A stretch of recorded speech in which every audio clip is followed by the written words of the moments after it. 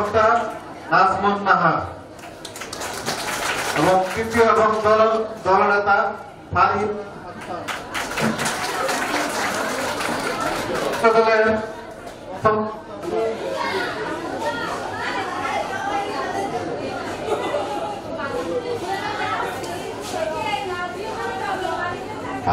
দ্বিতীয় বক্তা সাবরিনা জান্নাত ইশিকা,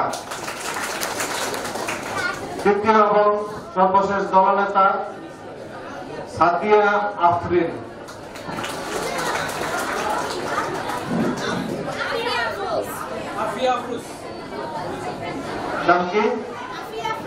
আফিয়া আফরোজ। তুমি যে তথ্য উপস্থাপন করবে, তথ্য উপস্থাপনের উপর 15/5, উচ্চারণে হবে 5, তোমার যে উপস্থাপনা যে ভঙ্গিমা তার উপর হবে 5, মোট 40 নম্বরের উপরে তোমাদের এই বক্তব্য। প্রথমে বলে দেওয়া হয়েছে জাতীয় উন্নয়নের দুর্নীতির একমাত্র অন্তরায়, এর পক্ষে এবং বিপক্ষে তোমরা যারা বক্তব্য রাখবে তোমাদের যে নিয়ম যে 40 নম্বরের মোট নাম্বার, আমাদের যে 3 জন বিচারক আছেন তারা তোমাদের বক্তব্যের উপরে তারা বিচার করবেন। আর যুক্তি খণ্ডন 10 আর সারাংশ হলো 10। যারা দলনেতা উভয় পক্ষের পক্ষে বিপক্ষে আমরা অধীর আগ্রহে বসে আছি। তোমাদের এই বক্তব্য তোমরা উপস্থাপন করবে। তোমরা যে কি প্রিপারেশন নিয়ে এসেছ, তোমাদের এই মহিলা ডিগ্রি কলেজের অধ্যক্ষ উপাধ্যক্ষ সহ সকল শিক্ষক মন্ডলী ওনারা উপস্থিত আছেন। আমাদের মহিলা ডিগ্রি কলেজের প্রিয় ছাত্রীবৃন্দ সকলে উপস্থিত আছেন।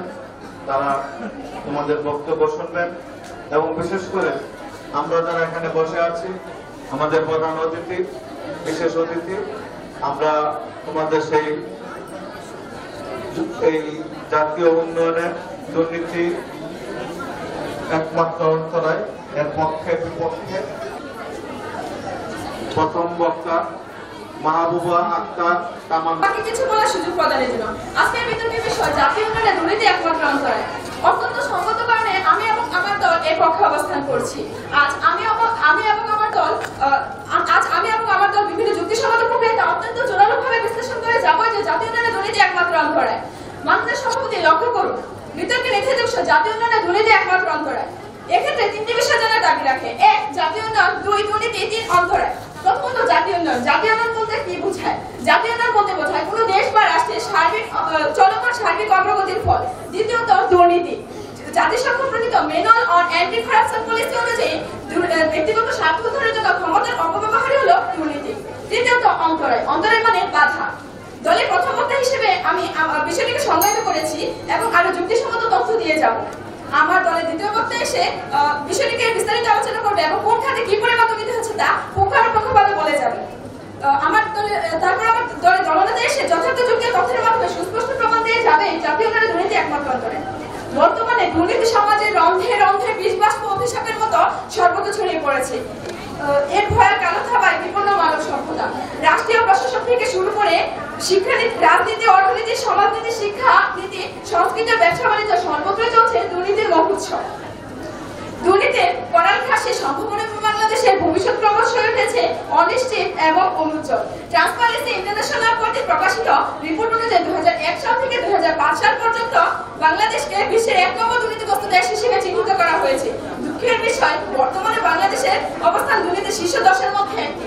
অডিট জেনারেল বাংলাদেশের একটি প্রতিবেদনে দেখা যায় বিগত 35 বছরে বাংলাদেশে 50 থেকে 60 হাজার কোটি টাকা দুর্নীতি হয়েছে। মাননীয় সভাপতি, লক্ষ্য করুন মাননীয় সভাপতি, একমাত্র দুর্নীতির কারণে প্রতি বছর হাজার হাজার কোটি টাকার অপচয় হচ্ছে এবং তাতে অর্থায়নের ব্যাঘাত ঘটছে। তাহলে কিভাবে হবে দেশের উন্নয়ন? একমাত্র দুর্নীতির কারণে জাতীয় উন্নয়নের বাধা সৃষ্টি করছে। দুর্নীতিবাজরা বিপুল অঙ্কের অর্থ নিজ পকেটে ঢুকে জাতীয় উন্নয়নকে বাধাগ্রস্ত করছে। প্রতিপক্ষ দলের বন্ধুরা এর সর্বক্ষেত্রে দুর্নীতির প্রভাব লক্ষণীয়। তাই দুর্নীতিকে অপরাধ রেখে যদি জাতীয় উন্নয়ন আশা করেন তাহলে তাদের উদ্দেশ্যে কর্মের সন্ধান দাও। আমি তোমাদের একটা অভয়ামূলক দেশ উপহার দিয়ে যাব। তাছাড়া জাতীয় রাজস্বপনের মধ্যে বাংলাদেশের অর্ধেকের পরিমাণ মোট জাতীয় আয়ের শতকরা 30 থেকে 34%। এইসব রিপোর্ট থেকে প্রমাণ হয় যে বাংলাদেশে এমন কোনো ক্ষেত্র নেই যেখানে দুর্নীতি ছোঁয়া লাগেনি মাননীয় সভাপতি।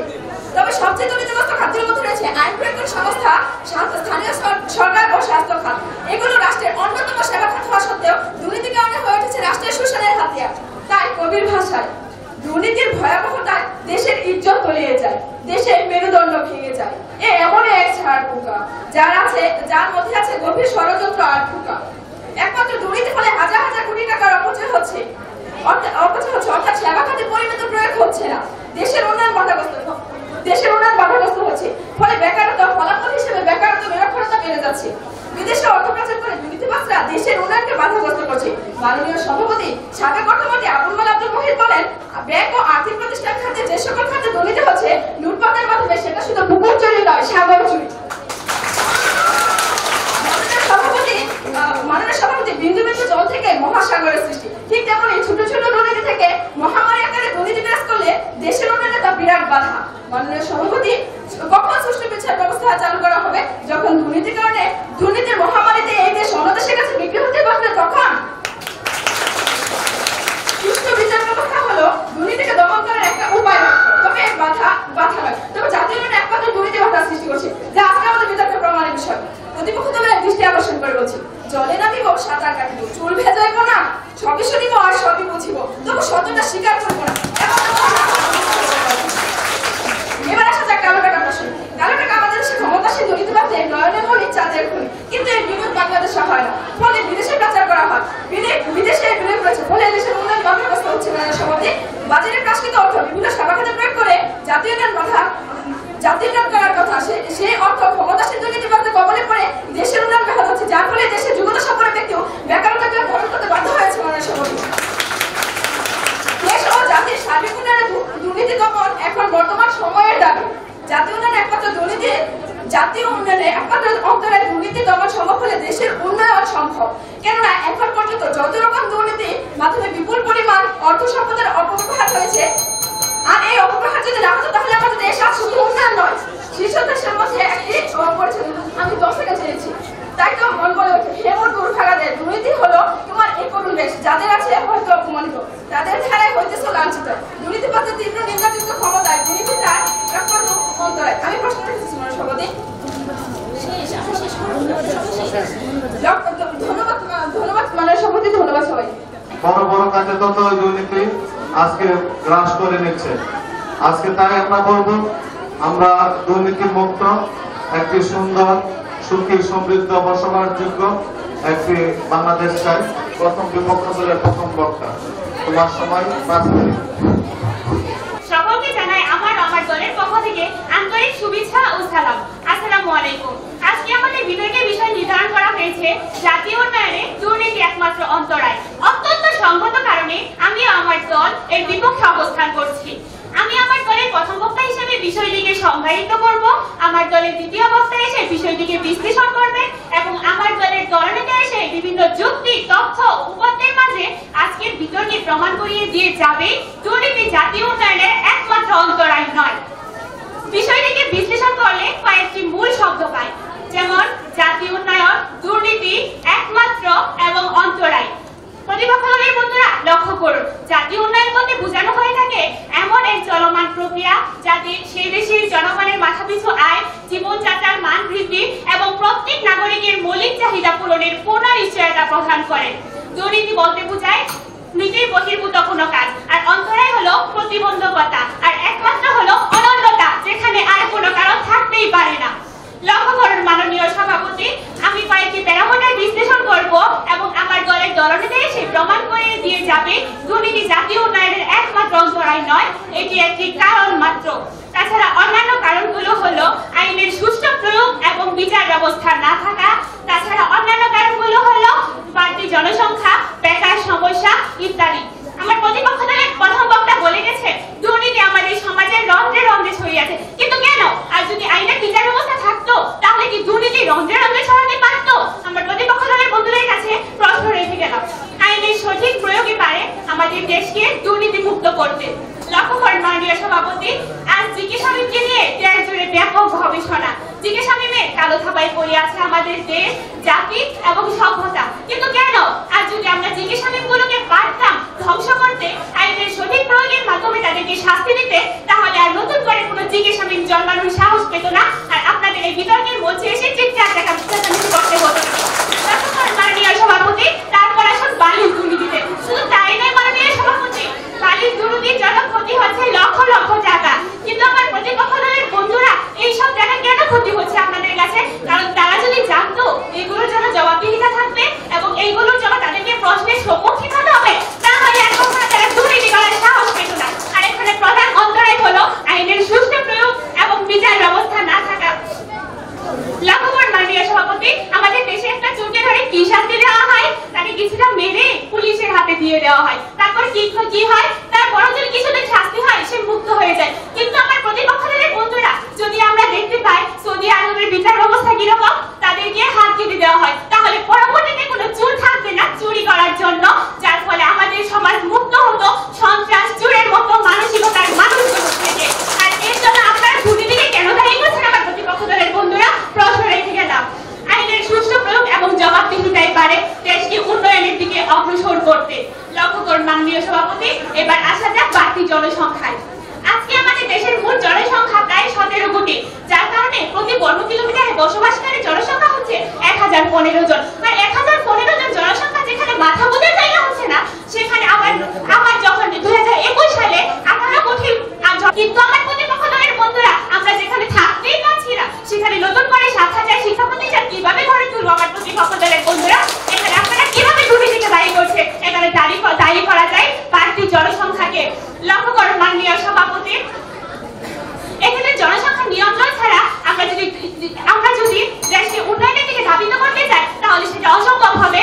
আমাদের তাহলে মঙ্গল গ্রহে গিয়ে তার চেষ্টা করতে হবে, বাংলাদেশ থেকে নয়। আর আমার প্রতিপক্ষ দলের বন্ধুরা এটা ভুলে গেলে চলবে না, এটা আমাদের বাংলাদেশ, যেখানে নুনাতে পান্তা পুরোই।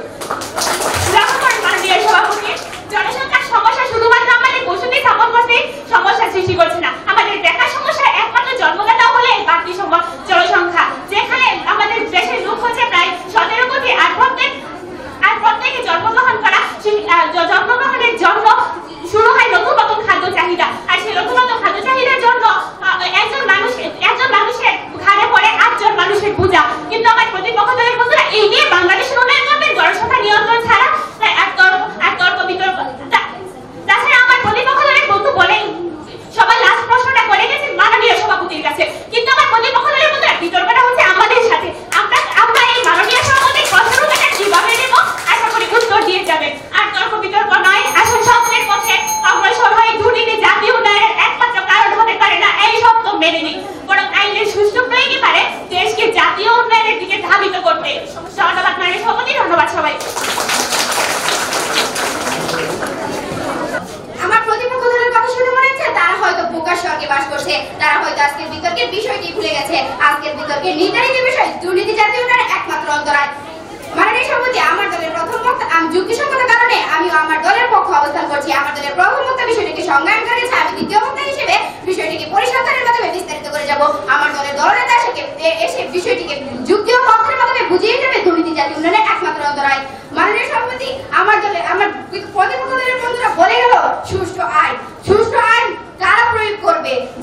আমাদের দেশে যারা সুষ্ঠু আইন প্রয়োগ করবে, যারা সুষ্ঠু আইন প্রণয়ন করবে, তারাই যদি দুর্নীতিতে লিপ্ত হয়, তাহলে আমাদের সুষ্ঠু আইন কিভাবে সম্ভব?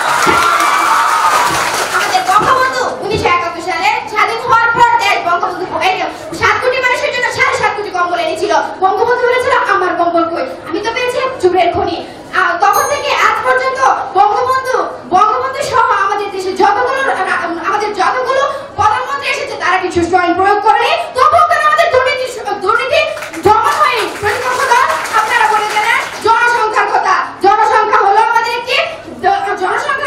কোনো সমস্যা নয়। জনসংখ্যাকে জনসম্পদে রূপান্তর করলে আমাদের জাতীয় উন্নয়ন সম্ভব। আমরা জনসংখ্যাকে কেন জনসম্পদে রূপান্তরিত করতে পারছি না জানেন মাননীয়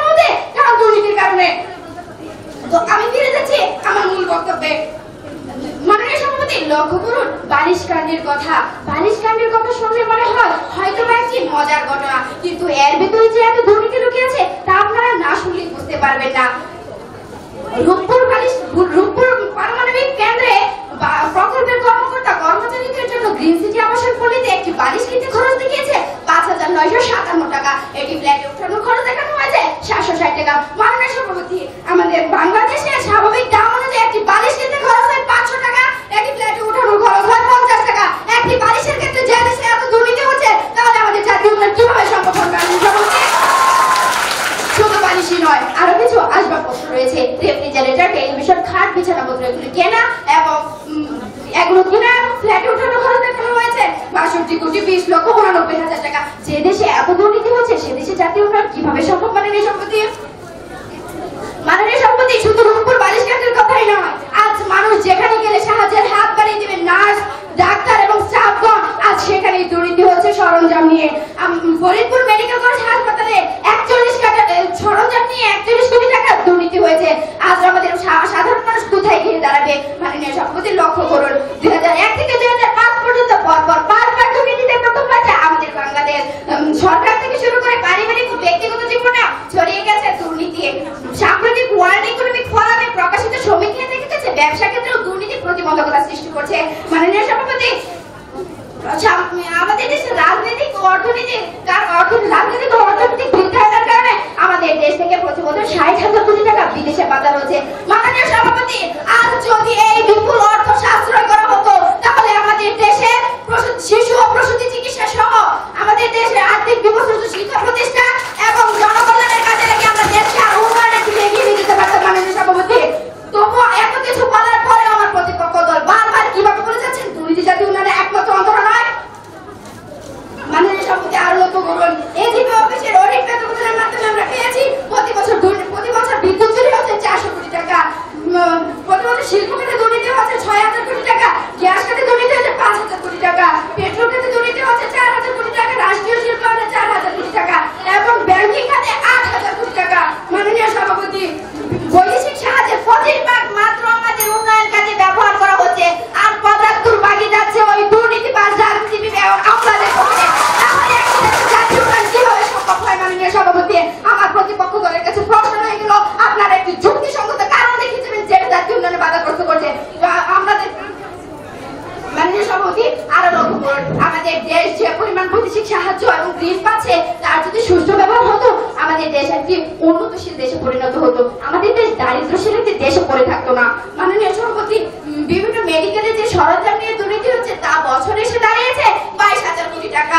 মাননীয় সভাপতি, বিআইডির এর সাবেক মহাপরিচালক শত্রুল রেজার অনুসন্ধানে দেখা গেছে 2085 থেকে 2086 সাল পর্যন্ত ঘুষ এবং কর চুরি, চোরাচালান আরো অন্যান্য খাতে দুর্নীতি হয়েছে 23 কোটি 5 লক্ষ এবং 85,000 টাকা।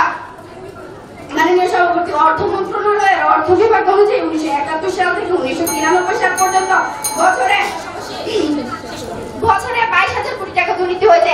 আমার প্রতিপক্ষ দল বারবার বলেছে দুর্নীতি জাতীয় উন্নয়নের অন্তরায়। মাননীয় সভাপতি, বাংলাদেশের উপরে রয়েছে এই বোঝা, তাই আমাদের উন্নয়নের আগেই পিছিয়ে পড়ার আশঙ্কা রয়েছে। এমন পরিস্থিতি আপনারা কেন জাতীয় উন্নয়নের মধ্যে দুর্নীতিকে একমাত্র আধারে ভাবছেন? তবে কি আপনারা জাতীয় উন্নয়নে প্রবাসী আয় এবং পোশাক শিল্পের অবদানকে অস্বীকার করছেন? আপনারা কি নুনকে নুনে নিমুখারামি করছেন? আশা করি উত্তর দিয়ে যাবেন। ধন্যবাদ।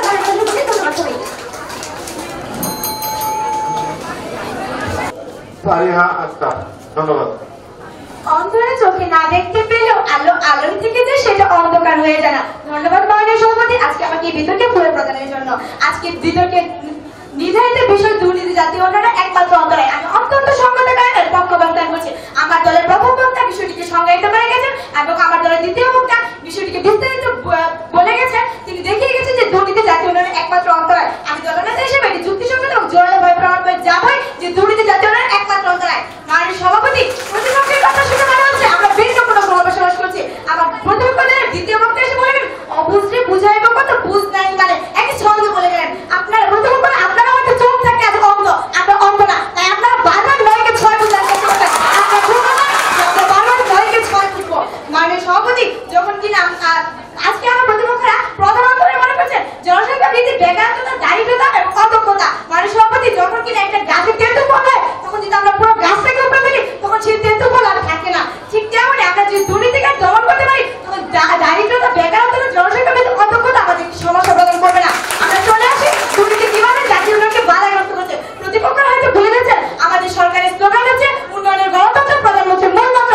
আজ এই স্লোগানটি বাস্তবায়ন করতে পারছে না, দুর্নীতি প্রধান বাধা হিসেবে দাঁড়িয়েছে বলে মাননীয় সভাপতি আজকে মাননীয় সভাপতি আজকে অনেকে দুর্নীতির সঙ্গে অর্থনৈতিক ও সামাজিক সুযোগগুলি উন্নয়নের সম্পর্ক না থাকালে অযাচিত মন্তব্য করে যাচ্ছে, যেটা বুঝেই হোক আর না বুঝেই হোক ধরে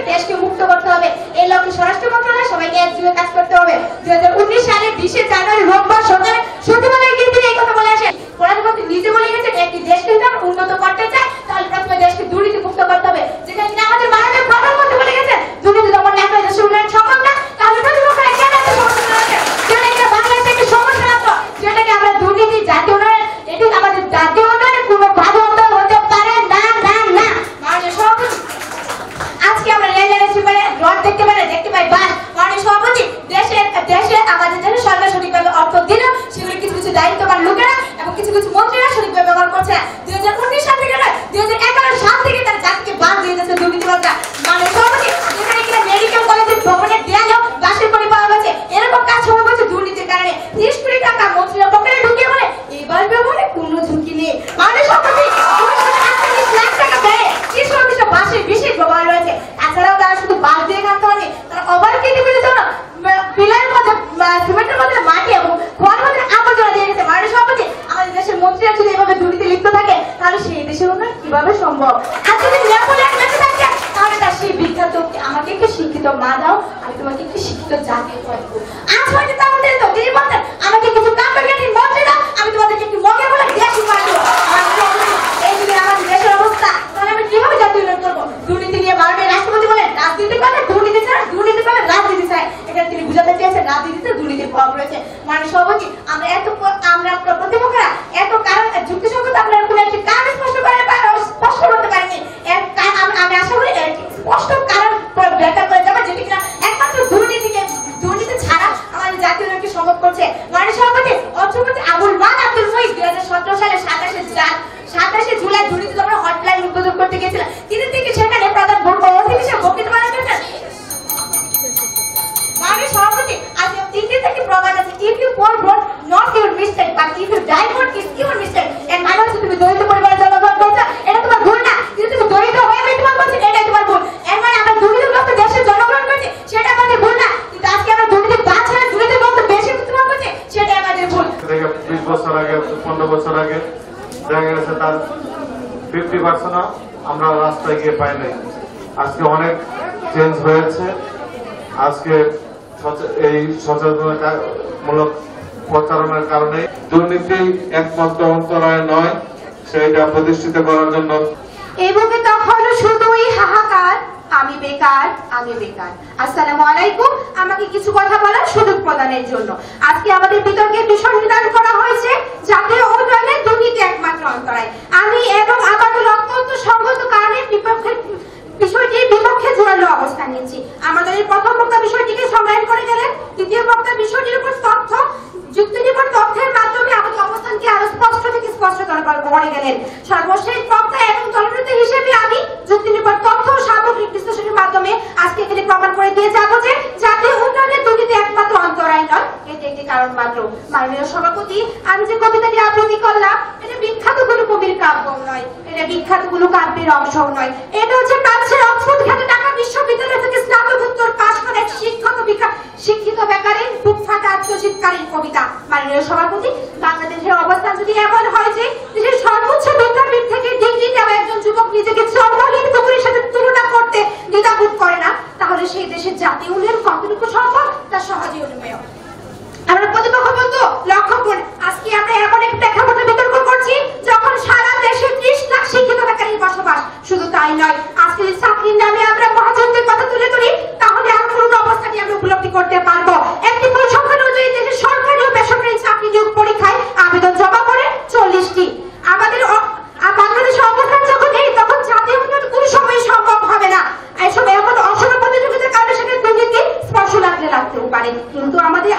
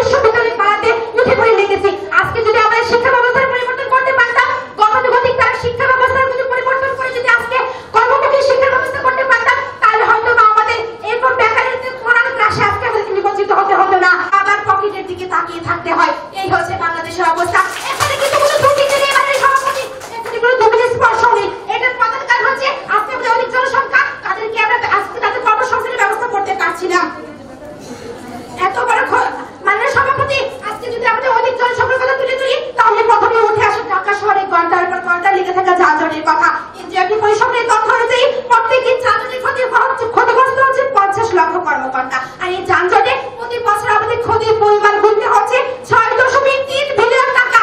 আমার প্রতিপক্ষ বন্ধু লক্ষ্য করুন, 1 বিলিয়ন পরিমাণ কি আপনারা জানেন?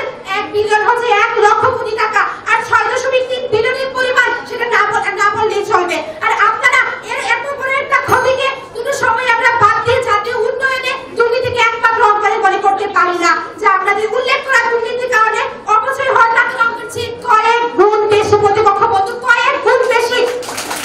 আর এত বড় ক্ষতিকে মুখ বুজে সহ্য করে দুটো সময় জাতীয় উন্নয়ন সম্ভব নয়। আর ঠিক তেমনি ভাবে আজকে এখানে দাঁড়িয়ে দুর্নীতিকে একমাত্র অঙ্ক হিসেবে বিবেচনা করার কোনো সুযোগ নেই। এই মুহূর্তে আমার মনে পড়ছে প্রতিপক্ষ বন্ধু, হায় রে কপাল মন্দ, চোখ থাকিতে অন্ধ। যারা ঘুমিয়ে থাকে তাদেরকে ঠিক রাখা, তাদের জাগ্রত হতে চায় না, তাদেরকে কোনো সময় জাগ্রত করাও যায় না। আর প্রতিপক্ষ বন্ধু, এই জাতীয় উন্নয়নের স্বার্থে আজকে আমাদেরকে সবাইকে স্বীকার করতে হবে জাতীয় উন্নয়নে দুর্নীতি একমাত্র অন্তরায় নয়, এটি একটি কারণ মাত্র। আমাদের অধিক জনসংখ্যা, আমাদের বেকার সমস্যা, আমাদের কর্মমুখী শিক্ষার অপূর্ণতা, এই সব কিছুই আমাদেরকে আজকে জাতীয় উন্নয়নকে বাধাগ্রস্ত করছে। আর সবচেয়ে বেশি গুরুত্বপূর্ণ হচ্ছে যদি আজকে আমরা আইনি শাসন প্রতিষ্ঠা করতে পারতাম, জবাবদিহিতার ব্যবস্থা করতে পারতাম, তাহলে আমরা আজকে নিম্ন মধ্যবিত্ত আয়ের দেশ নয় উচ্চ আয়ের দেশে পরিণত হতে পারতাম। ধন্যবাদ মাননীয় সভাপতি, ধন্যবাদ সবাইকে। আসসালামু আলাইকুম। দুর্নীতি একমাত্র প্রতিবন্ধকতা নয়, বিভিন্ন ধরনের কারণ, সবকিছু সে তার বক্তব্য সে বলেছে। আমরা এখন উভয় দলের যে বক্তব্য শেষ হয়েছে, পক্ষ এবং বিপক্ষ দলের, আমরা এখন দলনেতাদের খণ্ডন শুনব। পক্ষ দল বিপক্ষ দল যা বলেছে তার খণ্ডন তারা করবেন। আমি পক্ষ দলের দলনেতাকে আমন্ত্রণ জানাচ্ছি। মাননীয় সভাপতি, প্রতিপক্ষের কথা শুনে আমার হাসি চলে আসছে। আজকে প্রতিপক্ষ ভুলে যাচ্ছে বিতর্কে নির্ধারিত বিষয় দুর্নীতি জাতীয় উন্নয়নের একমাত্র অন্তরা। তারা এর বিপক্ষে কোনো একটি কারণ উপস্থাপন করতে পারেনি, যেটা নাকি তারা বলে যাচ্ছে সরকারের আইন বাস্তবায়নের কথা, আইন স্বচ্ছতার অভাব, জবাবদিহিতার অভাব। এটা কি আমাদের জাতীয় উন্নয়নে কোনোভাবে বাধাগ্রস্ত করছে? প্রতিপক্ষের বন্ধুরা একটু স্পষ্ট আপনারা কারণ দেখাতে পারেনি, কেননা প্রতিপক্ষরা যেসব কারণ দেখে যাচ্ছে সেগুলো দুর্নীতি দমনের একটা ফর্মুলা মাত্র, যেটা না থাকলে আমরা দুর্নীতিকে আর দেশে দেখতে পারতাম না। প্রতিপক্ষরা আজকে বিষয়টি বুঝতেই পারছে না, জাতীয় উন্নয়নে দুর্নীতি ছাড়া অন্য কোনো কারণ বাধা প্রদান করছে না। বিপক্ষের বন্ধুরা এক পিছনে কোনো যুক্তি দেখাতে পারছে না, তারা আজকে ভুলে যাচ্ছে দুর্নীতি জাতীয় উন্নয়নের একমাত্র অন্তরায়। মাননীয় সভাপতি, আমরা চলে আসি বেকারত্বটা কেন সৃষ্টি হচ্ছে, আজকে আমাদের দেশে কেন হাজার হাজার শিক্ষিত বেকার বসে আছে। আজকে যদি আমরা আমাদের সমাজে ঘুষপাতা দুর্নীতি না থাকতো, তাহলে দরিদ্র ফ্যামিলি যোগ্যতা সম্পন্ন লোকেরা সঠিক বা বেকার সঠিক চাকরি পেত। আর যদি ঘুষ না দেওয়ার কারণে হাজার হাজার দরিদ্র পরিবারের যোগ্যতা সম্পন্ন বেকার ছেলেরা বসে আছে। আজকে ধনীরা হয়ে যাচ্ছে ধনী, গরিবরা হয়ে যাচ্ছে আরো গরিব। এর মধ্যে একটু বাংলা প্রবাদ আছে, বাঙালি যত পায় তত চায়। মাননীয় সভাপতি, আজকে তারা বলে যাচ্ছে দারিদ্রতার কথা। আমাদের দেশে দারিদ্রতা এক পিছনে কি সরকার ব্যয় করছে না? আমাদের দারিদ্রতা দূর করার জন্য আমাদের সরকার আজকে বিভিন্ন ধরনের ভাতা অনুদান প্রদান করতেছে, যেখানে বয়স্ক ভাতা, প্রবীণ ভাতা, বিধবা ভাতা থেকে শুরু করে বিভিন্ন ধরনের চাল, গম, আটা থেকে শুরু করে সকল ধরনের অনুদান প্রদান করে যাচ্ছে। কিন্তু এগুলো আজকে আমাদের গরিবদের কাছে পৌঁছাচ্ছে না কেন? এর কারণ হচ্ছে দুর্নীতি। আজকে যাদের কাছে এই সময় দায়িত্ব দেওয়া হচ্ছে তারা সঠিকভাবে বিতরণ করছে না, দুর্নীতি করে তারা তাদের কাছে রেখে দিচ্ছে, নয়তো তাদের স্বজনপ্রীতির কারণে আত্মীয় স্বজনদেরকে দিয়ে যাচ্ছে। এর কারণে আজকে আমাদের দেশে দারিদ্রতা বিদ্যমান। মাননীয় সভাপতি, আমরা যখন বীজ রোপণ করি তখন আমাদের দরকার হয় প্রধান উপাদান বীজ, মাটি, পানি, সুষ্ঠু জায়গা। কিন্তু যখন প্রধান উপাদান বীজ না থাকবে তখন মাটি, পানি আর সুষ্ঠু জায়গা দিয়ে কি বৃক্ষরোপণ সম্ভব? কোনোভাবেই না। ঠিক তেমনই যখন কিনা আমাদের দেশে দুর্নীতি থাকবে না, তখন দারিদ্রতা, বেকারত্ব, জনসংখ্যা বৃদ্ধি কোনো বাধা প্রদান করবে না। মাননীয় সভাপতি, যখন কিনা আমাদের এখানে সঠিকভাবে যখন কিনা দুর্নীতি দমন করা হবে, তখন আমাদের দারিদ্রতা, বেকারত্ব কাছাকাছি লাগবে জিরোতে। মাননীয় সভাপতি, তারা বলে গেলেন সুশিক্ষার কথা। আজকে যেখানে কিনা আমরা অযোগ্য একটি টিচার নিয়োগ করেছে দুর্নীতি পন্থা অবলম্বন করে, সেখানে আমরা এই অযোগ্য টিচারের কাছ থেকে কিভাবে আশা করি আমাদের সন্তানেরা যোগ্য হবে? সেখানে দুর্নীতির কারণে আমাদের সুশিক্ষা বাধা প্রদান করছে। মাননীয় সভাপতি, সকল খাতে দুর্নীতি ছড়িয়ে পড়ছে। আজ আমাদের দেশে সমাজে দুর্নীতি বিদ্যমান। মাননীয় সভাপতি, আমরা দুর্নীতির মাধ্যমে একজন অযোগ্য টিচার নিয়োগ করে দেয়, তাহলে আমরা সেই টিচারের কাছ থেকে কিভাবে এত কিছু আশা করতে পারি? আজকে বিপক্ষের বলতে এমন কোন একটি জায়গা দেখাতে পারবে না যেখানে দুর্নীতি নেই। দুর্নীতি জাতীয় উন্নয়নে একমাত্র অন্তরা হিসেবে কাজ করছে। একটি প্রবাদ আছে মাননীয় সভাপতি, তুমি যখন উন্নতির পথে এগিয়ে যাবে তখন কিছু কিছু মানুষ কিন্তু তোমাকে বাধা প্রদান করবে। ঠিক তেমনই আমাদের দেশ যখন উন্নয়নের দিকে এগিয়ে যায়, দুর্নীতির মধ্যে কিছু কারণ দুর্নীতি আমাদের দেশকে বাধা প্রদান করে।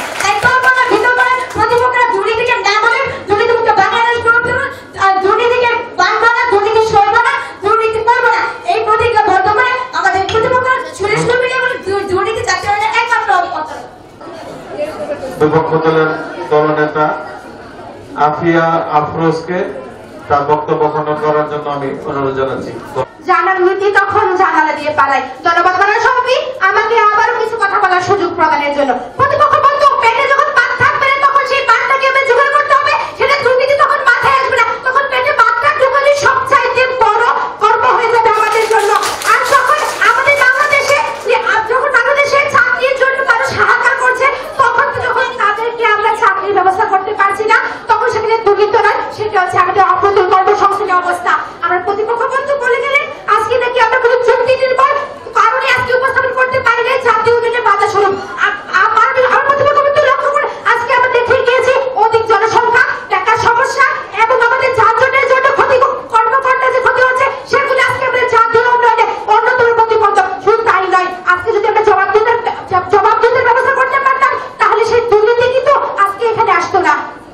প্রতিপক্ষ বন্ধু আজকে আপনারা বলে গেলেন বৃষ্টি হচ্ছে দুর্নীতি, কিন্তু না, বৃষ্টি হচ্ছে আইনের সুশাসন। আজকে যদি আইনের সুশাসন প্রতিষ্ঠা করতে পারতাম, সেই বৃষ্টি যদি আজকে আইনের সুশাসন হতো, তাহলে কোনো সময় দুর্নীতি আজকে বাংলাদেশে এমন করে আজকে বৃষ্টি আমাদেরকে বেঁধে ফেলতে পারতো না।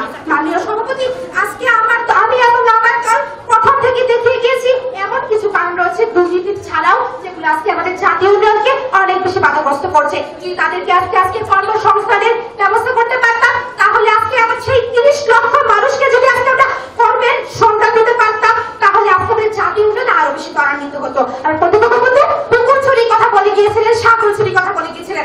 আজকে এখানে আমার মনে পড়ছে সেই বিন্দু পানির কথা আপনারা উল্লেখ করেছেন। যদি সেখান থেকে আজকে আমরা দুর্নীতিকে দমন করতে পারতাম, আইনের সুশাসন প্রতিষ্ঠা করতে পারতাম, জবাবদিহিতার ব্যবস্থা করতে পারতাম, তাহলে আজকে আমাদেরকে এরকম ভাবে আজকে আমাদের সাগর চুরির মতো এরকম লজ্জাজনক জিনিস আজকে আমাদের কাঁধে তুলতে হতো না। আজকে কারো টাকা সাদা করার ফর্মুলাটি কিন্তু আমাদের অর্থমন্ত্রী আবুল কালাম দিয়েছিলেন, এটা কিন্তু দুর্নীতি নয়। কারণ যখন তিনি বাজেট প্রণয়নের সময় সংসদে বলেছিলেন শিল্পাঞ্চল এবং হাইটেক পার্কে সেই কালো টাকা যদি আজকে বন্ধ দেওয়া হয়, যদি আজকে সেখানে প্রয়োগ করা হয়, তাহলে সেই কালো টাকার উৎস সম্পর্কে 1 বিলিয়ন জাতীয় রাজস্ব বোর্ড কোনো রকম প্রশ্ন করবে না। সেখানে দুর্নীতি মানে আজকে আমাদের সরকার, আজকে আমাদের শাসন ব্যবস্থা, সেটাকে আজকে তাদেরকে রক্ষা করতে চায় দুর্নীতি করবে, সেখানে দুর্নীতি হয়। আজকে আমাদের শাসন ব্যবস্থার পরিবর্তন, আজকে আমাদের বিচার ব্যবস্থার পরিবর্তন, সবকিছু আজকে আমাদের জাতীয় উন্নয়নকে ত্বরান্বিত করতে পারে। একমাত্র দুর্নীতি কোনো সময় সেখানে অন্তরায় নাই। আমি আবার বলছি, একমাত্র দুর্নীতি নয়, আজকে আমাদের সুশাসন, আমাদের জবাবদিহিতা, আমাদের কর্মসংস্থানের সুযোগ সবকিছু মিলে আজকে আমাদের জাতীয় উন্নয়ন সম্ভব। দুর্নীতি সেখানে একমাত্র অন্তরায় নয়। মানে সভাপতি আজকে চাকরির কথা বলেন নাকি দুর্নীতির জন্য চাকরি পাচ্ছে না। আজকে সবচেয়ে বড় দৃষ্টান্ত হচ্ছে আমাদের ত্রিশালের ইউনো, যিনি হকারের কাজ করে, যার বাবা নেই মা নেই, শুধুমাত্র হকারের কাজ করে আজকে ইউনো হয়ে এই থেকে আসতে পেরেছেন। সেখানে তিনি তার যোগ্যতা দিয়ে আসতে পেরেছিলেন, সেখানে দুর্নীতির জন্ম নয়। মানে সভাপতি, তাই আজকে আমি সর্বশেষ বলতে চাচ্ছি যে আমাদের জাতীয় উন্নয়নে একমাত্র অন্তরায় নয়, এটি একটি কারণ মাত্র। সবচেয়ে বড় বৃষ্টি বর্ষা